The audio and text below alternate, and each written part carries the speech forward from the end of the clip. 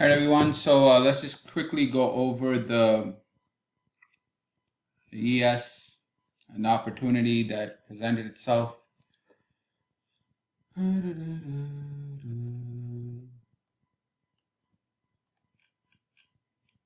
So basically, in the morning, you're having continuation trades. So there was some trade opportunity here, tap.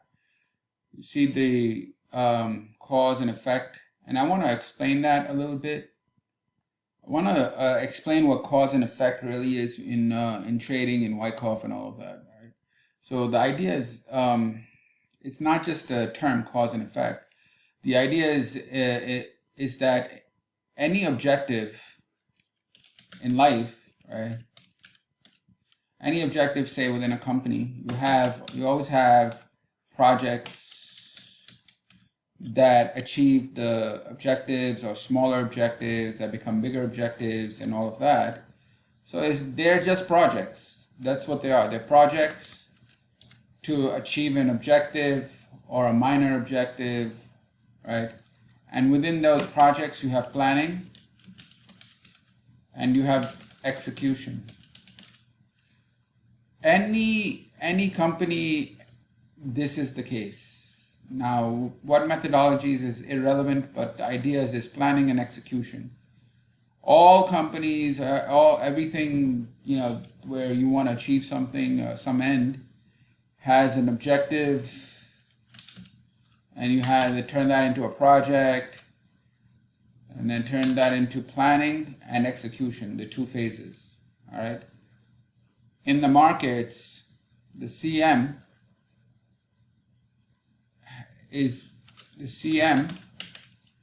has an objective, and that objective has planning and execution.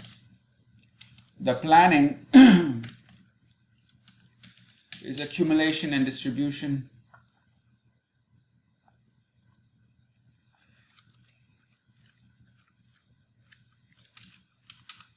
And the execution is the markup and the markdown. It's really, this is what's going on.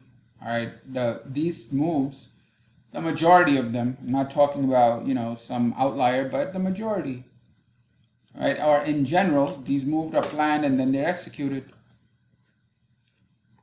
All right, so this is what you need to know. And cause and effect, I don't even know why they call it cause and effect, but cause is planning and effect is execution. The cause is planning.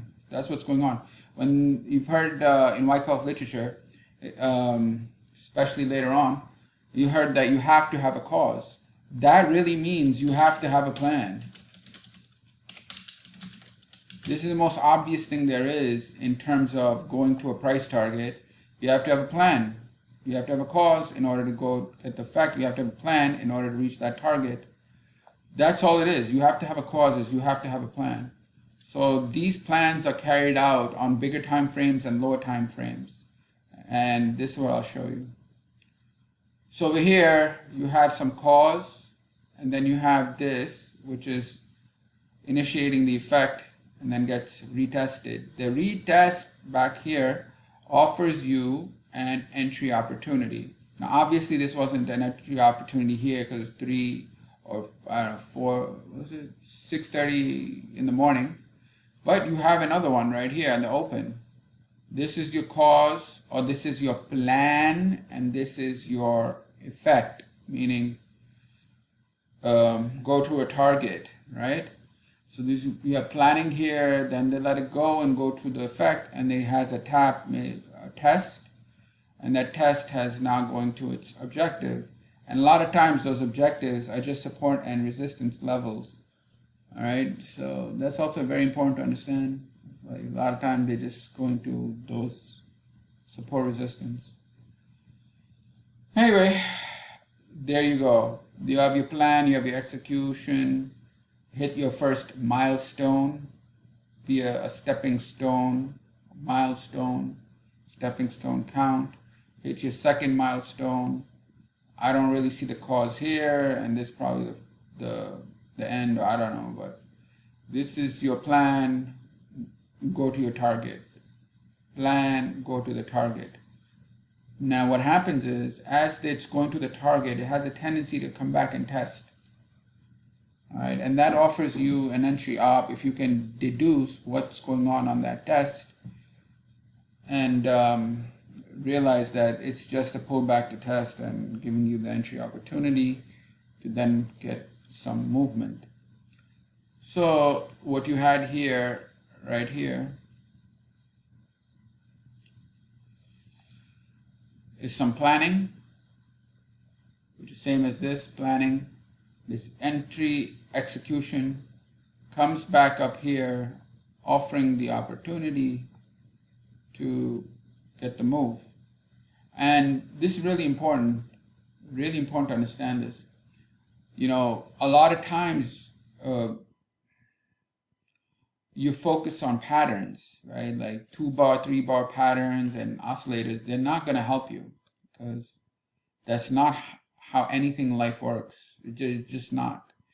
You need to see clear planning and execution, etc., etc. The second thing I want to explain is, let's say you have a starting point and an ending point. This is the ultimate objective. Just like in a plan, right? The plan, you don't go from A to Z. You hit your milestones. You hit your milestones. You hit your milestones. You make updates to your plan. You hit your milestones. All right? So you have planning, obviously.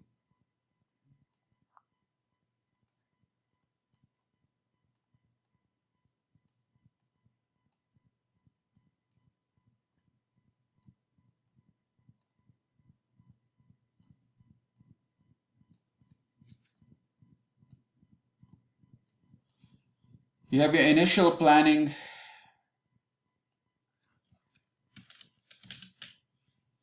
Initial planning or accumulation.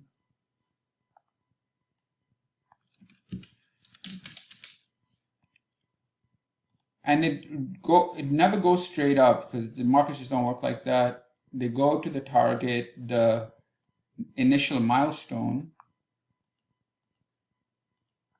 Let's call it milestone. And go to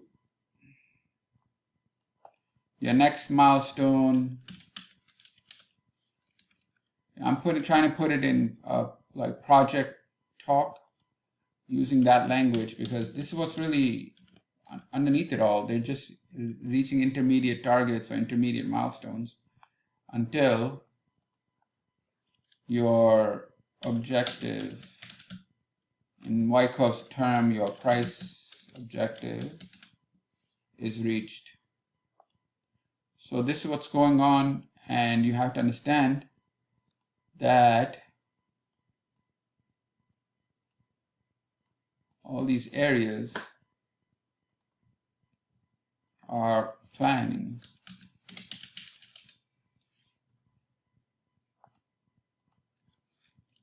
More planning and more planning. Planning is accumulation or distribution or reaccumulation, like here, or redistribution. This is planning the move, getting ready, accumulating a line of contracts, getting your inventory, getting ready for the next target or milestone. So that getting ready involves getting your contracts or stock shares or inventory for the next business, for the next milestone to be reached until final. So this is the way, very practical way of looking at things. And this is what's going on. This is what's going on. Now here's the thing. The next really important thing for you to understand is to have this in mind, as the Wyckoff price cycle that he talked about is nothing more than normal planning and executing down, planning and executing up. But the thing is that anytime you work with trying to detect this or all of that, you're at an information disadvantage. So there's three things. There's information disadvantage. There's, like a fair information for everyone. And then there is an information advantage.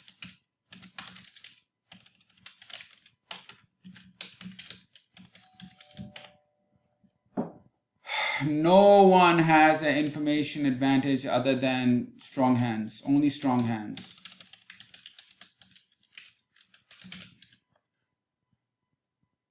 So only strong hands, meaning inside interest. Public does not have this information. They think they might have it, but they just don't. It's not for public consumption. All right, we cannot have it. This is only for insiders because basically it means that that they can do their planning. Meaning, this information is why they do their planning, because they know it's going to go up. Either they're manipulating it, or they know something, or they have whatever. But it's not public information for sure. The public will never have access to this, ever, ever, ever. I know there are tools that claim that they can give you this and whatever. All they're doing is maybe predicting. But this real information advantage cannot ever be given to the public. It is only for insiders. Extremely valuable. It's probably illegal for insiders to have. I'm not going to go there, but you understand that this is only large interests will have clarity in what the market's going to do, where we will never have it. Fair information that everyone has, is what we're striving to get. This we can get. Why? Because information advantage is the future. Future price. You're never going to have that. Fair is past and present. So this is something you, me, everybody can have and we should have.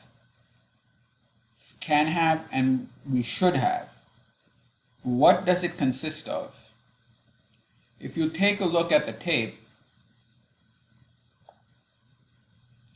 the tape, you know that any tape, you have a time print, let's say 8 o'clock, right? So 8 o'clock,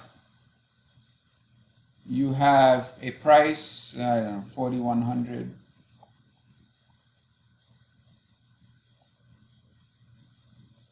And you have an amount, say 100 lots.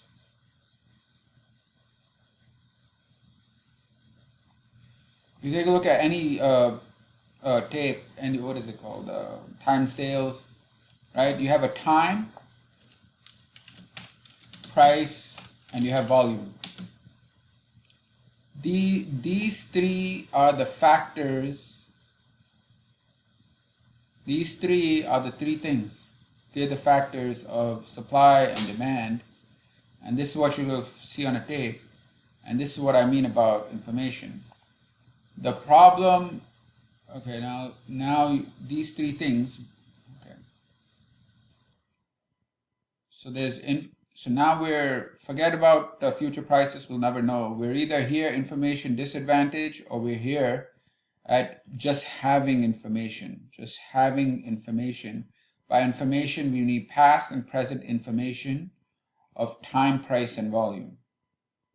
Again, fair information is knowing and understanding, just knowing the time, price, volume.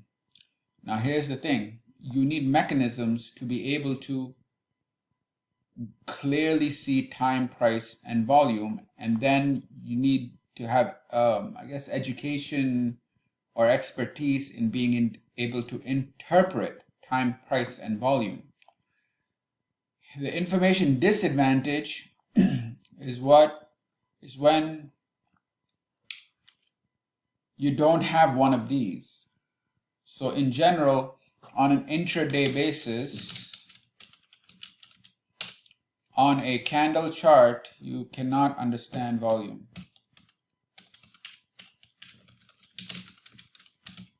Which creates an information disadvantage.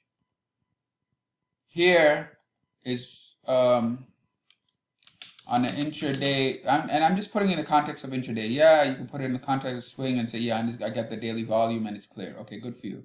All right, but on an intraday basis, you need to have clarity of price and volume. And now, to have a fair playing field, you need to have tools, basically the data and the tools to let you see the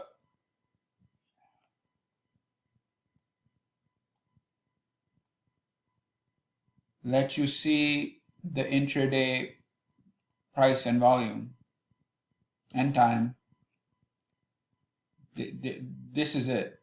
It's really, if you have an information disadvantage, if you do not have one of these things, typically volume is really the problem. And I say that because if you don't have volume, really, I understand the importance and I can see it and I use it. So if you don't have this, you're fucked. Right? You're really like at a disadvantage. It's just absurd.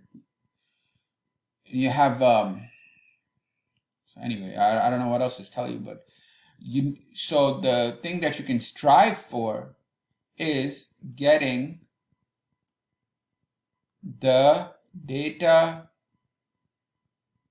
and tools to let you see the intraday price and volume. And by tools, I mean the right charts, I mean the right data that gives you, that's not limited to only, 1 day of tick data or some shit like that. So if you don't have that, you need to be able to clearly understand price and volume, and basically volume at those various prices, and be able to, then if you have this information, then it's only a matter of building expertise, which is nothing more than understanding price, volume, behavior,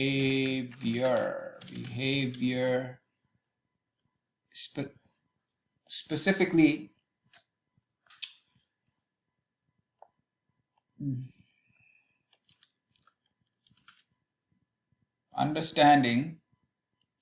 understand what large interests are doing.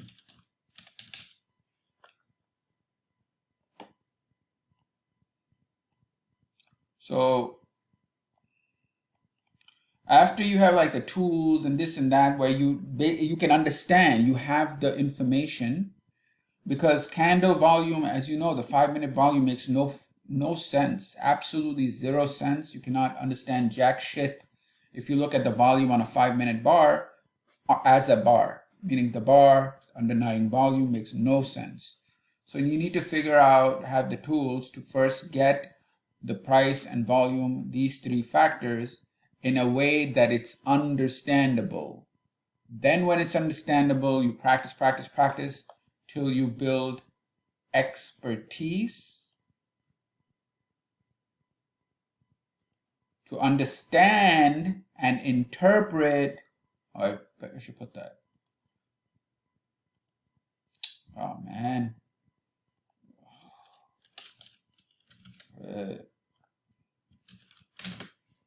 And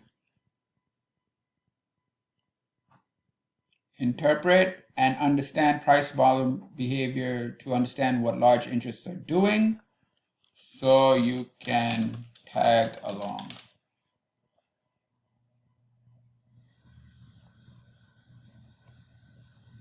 All right, so this is what's going on. Now here's the thing. The data, obviously, I can't help you with that because it's just getting a data provider. I mean, I don't know what to say. All right, but the tools and the learning, the Wyckoff method does offer that. The Wyckoff method for sure offers this. These are the sources. You want to go to the Wyckoff method, specifically his day trading techniques, right? The two, David Weiss, his webinar, and his book, Trade It's About to Happen. It's in there. And then, I mean, there are other sources as well. I mean, the other sources, any other source that has clarity, gives you clarity of price, volume, and the behavior, and then the behavior, and then the price, volume, behavior to interpret strong hands, to interpret large trader, large interests.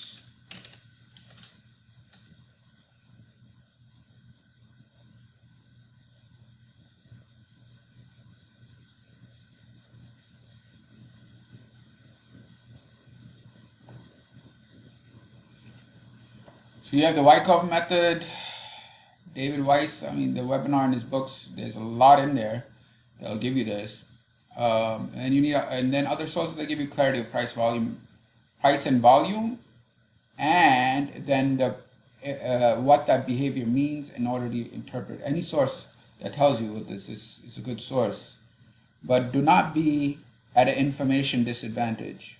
If you're at an information disadvantage, the chances of understanding what's going on and how to take advantage of it, only in this situation, right? Information disadvantage is the reason why only, first of all, if you have information disadvantage, you'll never have a complete understanding of what's going on or even a fair chance. So this is why the only successful traders are outliers. Only outlier successful traders, and that is because of the laws of probability. Nothing is 100%, right? Nothing is 100%. Nothing is perfect. That's like saying nothing is perfect. So what happens is everybody's supposed to lose because you had an information disadvantage, but since nothing is perfect, almost everybody loses, and you have a very small set, an outlier, just because of the laws of probability, that are successful. And that could be like, I think, up to 5%. But information disadvantage means everybody loses, but because of the laws of probability, nothing is perfect, even in the case of losses. So there's always an outlier. Now, those outliers are successful, and they would always be beyond the 2 standard deviation mark, like you know the bell curve. It's like, I can't really draw, but something like that, right? And then if you cut this and this, and then there's the mean is in the middle, and this area here is an outlier, this area here is an outlier. So this is about 2.5% and this is about 2.5%, and then everybody is within the 95%.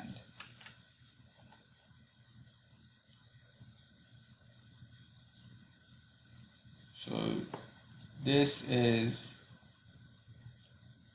95%, and then 2.5 here, 2.5 here. Those are the successful ones. but that's just because of I don't know why. It's just a probability thing.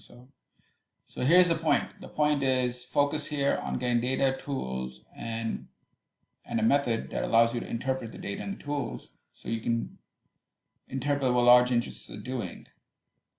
And you have to understand both price and volume. That's what at least the Wyckoff point of view is. All right, folks. Thank you. Take care. Bye.